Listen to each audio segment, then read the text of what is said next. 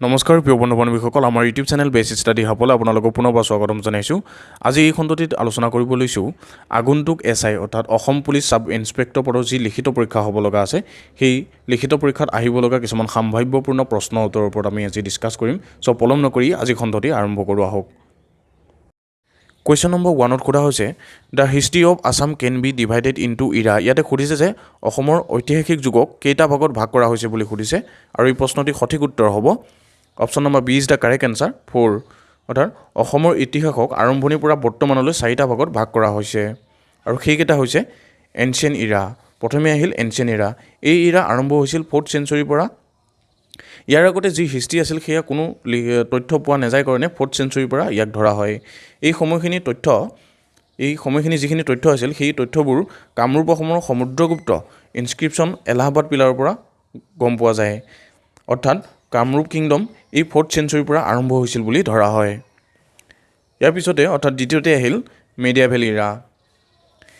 এই medieval era আৰম্ভ হৈছিল যেতিয়া বেংগলৰ চুলতানাত বখতি খিলজীয়ে 1206 চনত অসম আক্ৰমণ কৰিছিল। সেই সময়খিনি ধৰা হয় মেডিয়েভেল ইৰা বুলি। ইয়াৰ পিছতে 3 নম্বৰত আহিল দ্য কলনিয়েল ইৰা। এই কলনিয়েল ইৰা আৰম্ভ হৈছিল যেতিয়া মানসকলে অসমক 3বাৰকৈ আক্ৰমণ কৰি অসমত দখল কৰি আছিল। সেই সময়ত ব্ৰিটিছসকলে মানসকলৰ লগত যুদ্ধ কৰি মানসকলৰ লগত এখন সন্ধি পাতিছিল, আৰু সেই সন্ধিখনক কোৱা হয় ইয়াণ্ডাবু সন্ধি। এই ইয়াণ্ডাবু সন্ধিৰ জৰিয়তে 1826ত ব্ৰিটিছে মানসকলক অসমৰ পৰা খেদি পঠিয়ায়, আৰু তেতিয়াৰ পৰা ক্ৰমান্বয়ে ব্ৰিটিছসকলে অসমত শাসন কৰিবলৈ ধৰে, আৰু এই সময়খিনি কোৱা হয় কলনিয়েল ইৰা। ইয়াৰ পিছতে 4 নম্বৰত আহিল পষ্ট কলনিয়েল ইৰা। এই সময়খিনি হৈছে 1947 চনৰ পিছৰ ফালে যিখিনি সময় আছিল সেই সময়খিনি কোৱা হয় post colonial era. Moving on the next question. The Ahom establish their last capital of. ইয়াতে সুধিছে যে আহোমসকলে তেওঁলোকৰ শেষৰখন ৰাজধানী ক'ত পাতিছিল বুলি সুধিছে, আৰু এই প্ৰশ্নটিৰ সঠিক উত্তৰ হ'ব যোৰহাট। আহোমসকলৰ শেষৰখন ৰাজধানী আছিল যোৰহাট। আৰু যদি সুধিলে হয় আহোমসকলৰ প্ৰথমখন ৰাজধানী ক'ত পাতিছিল বুলি সুধিলে হয় তেতিয়া আমি ক'ব লাগিব চৰাইদেউ। আহোমসকলৰ প্ৰথম ৰাজধানী আছিল চৰাইদেউ আৰু শেষৰখন ৰাজধানী আছিল Jorhat. Next question. Who was the first king of Koch dynasty. ইয়াতে সোধা হৈছে যে কোচ ডাইনেষ্টি অৰ্থাৎ কোচসকলৰ প্ৰথমজন ৰজা কোন আছিল বুলি সুধিছে, আৰু এই প্ৰশ্নটিৰ সঠিক উত্তৰ হ'ব বিশ্বসিংহ। বিশ্বসিংহ হৈছে কোচ ডাইনেষ্টিৰ প্ৰথমজন ৰজা, founder of Koch dynasty. Important point মনত ৰাখিব। Next question. Who was the founder of Chutia kingdom. ইয়াতে সুধিছে যে চুতীয়া ৰাজ্যৰ প্ৰতিষ্ঠাপক কোন বুলি সুধিছে, আৰু এই প্ৰশ্নটিৰ সঠিক উত্তৰ হ'ব বীৰপাল। চুতীয়া ৰাজ্যৰ প্ৰতিষ্ঠাপক হ'ল বীৰপাল। বীৰপালে চুতীয়া ৰাজ্য শদিয়াত স্থাপন কৰিছিল। সুধিব পাৰে বীৰপালে কেতিয়া কোন ঠাইত তেওঁ ৰাজ্য স্থাপন কৰিছিল বুলি সুধিলে আমি ক'ব লাগিব শদিয়াত। আৰু চুতীয়া ৰাজ্যৰ শেষৰজন ৰজা আছিল নীতিপাল। ভেৰি ইম্পৰ্টেণ্ট পইণ্ট, এইটো মনত ৰাখিব। Next question. Who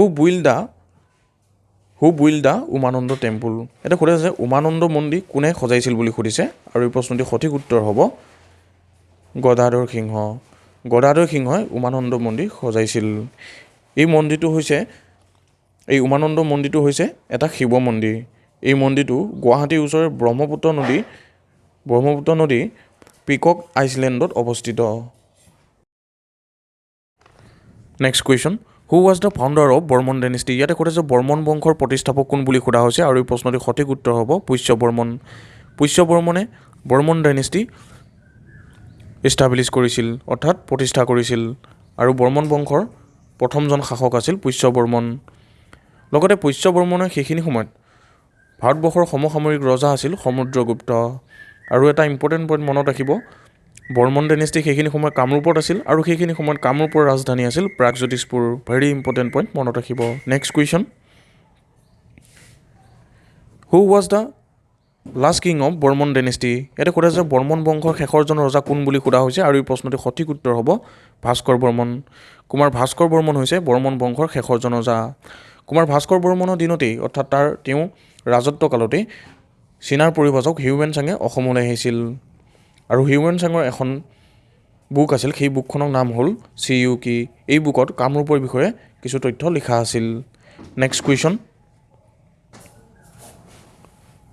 Rang Ghar was the construct during the reign of. ইয়াতে সুধিছে ৰংঘৰ কোনে সজাইছিল বুলি সুধিছে, অৰ্থাৎ কোনে কনষ্ট্ৰাক্ট কৰিছিল বুলি সুধিছে, আৰু এই প্ৰশ্নটো সঠিক উত্তৰ হ'ব প্ৰমত্তসিংহ। এই ৰংঘৰ প্ৰথমে স্বৰ্গদেউ ৰুদ্ৰসিংহই কাঠ আৰু বাঁহেৰে নিৰ্মাণ কৰিছিল। পিছত ইয়াক প্ৰমত্তসিংহই এই ৰংঘৰক আটকধুনীয়া ৰূপ দিয়ে। Moving on the next question, who was the first editor of Assamese magazine Jonaki. ইয়াতে সোধা হৈছে যে অসমীয়া আলোচনী জোনাকী প্ৰথম এডিটৰ কোন আছিল বুলি সুধিছে, আৰু এই প্ৰশ্নটোৰ সঠিক উত্তৰ হ'ব চন্দ্ৰকুমাৰ আগৰৱালা। চন্দ্ৰকুমাৰ আগৰৱালা হৈছে প্ৰথম এডিটৰ অফ জোনাকী আলোচনী। আৰু এই জোনাকী আলোচনীখন কেতিয়া প্ৰকাশ পাইছিল বুলি সুধিলে আমি ক'ব লাগিব 1889 চনত এই জোনাকী কাকতখনে আলোচনীখনে প্ৰকাশ পাইছিল। Next question,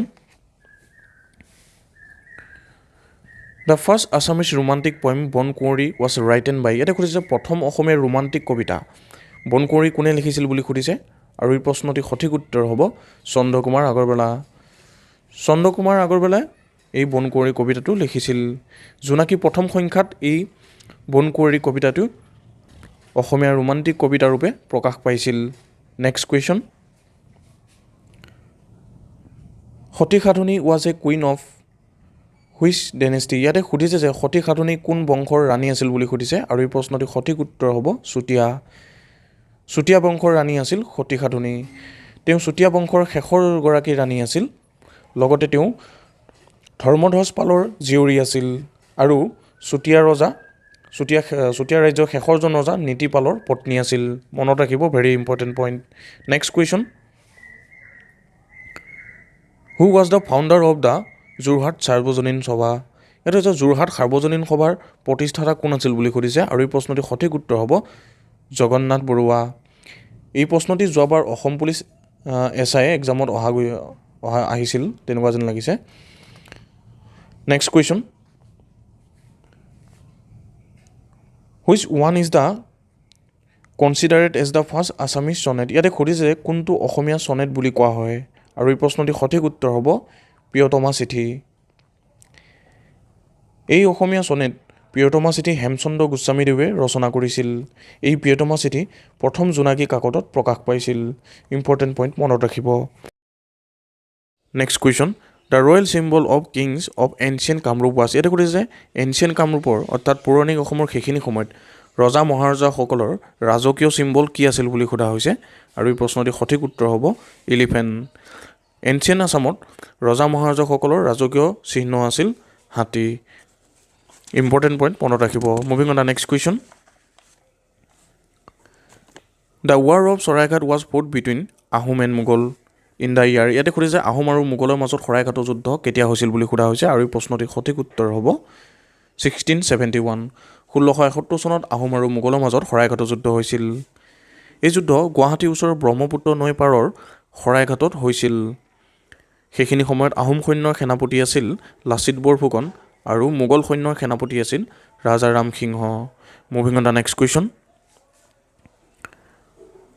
Guwahati university was establish in which year. ইয়াতে সুধিছে গুৱাহাটী বিশ্ববিদ্যালয় কেতিয়া প্ৰতিষ্ঠা হৈছিল বুলি সুধিছে, আৰু এই প্ৰশ্নটিৰ সঠিক উত্তৰ হ'ব 1948। 1948 চনত গুৱাহাটী বিশ্ববিদ্যালয় প্ৰতিষ্ঠা হৈছিল। আৰু গুৱাহাটী বিশ্ববিদ্যালয়ৰ প্ৰথমগৰাকী ভাইচ চেঞ্চেলৰ আছিল কৃষ্ণকান্ত সন্দিকৈ। ইম্পৰ্টেণ্ট পইণ্ট মনত ৰাখিব। Moving on the next question, the king nick name as Bhaga Raja was. ইয়াতে সুধিছে কোনজন আহোম ৰজাৰ নিক নেম হৈছে ভাগা ৰজা, আৰু এই প্ৰশ্নটিৰ সঠিক উত্তৰ হ'ব Surampha. Moving on the next question, what is treaty of Asurali. ইয়াতে সুধিছে অসুৰালি সন্ধি কি বুলি সুধিছে, আৰু এই প্ৰশ্নটিৰ সঠিক উত্তৰ হ'ব a peace treaty between Ahom and Mughal. Ahom আৰু মোগলৰ মাজত হোৱা এক সন্ধি হৈছে Asurali. Next question, the first Assamese magazine Arunodoi was publish in which year. ইয়াতে সুধিছে প্ৰথমখন অসমীয়া মেগাজিন অৰুণোদয় কেতিয়া প্ৰকাশ পাইছিল বুলি সুধিছে, আৰু এই প্ৰশ্নটিৰ সঠিক উত্তৰ হ'ব 1846। 1846ত এই মেগাজিনখনে প্ৰকাশ পাইছিল। এই অৰুণোদয় কাকতখন প্ৰকাশ পাইছিল 1846ত শিৱসাগৰৰ পৰা আৰু এই কাকতখনৰ এডিটৰ আছিল American British missionary Nathan bronze moving on the next question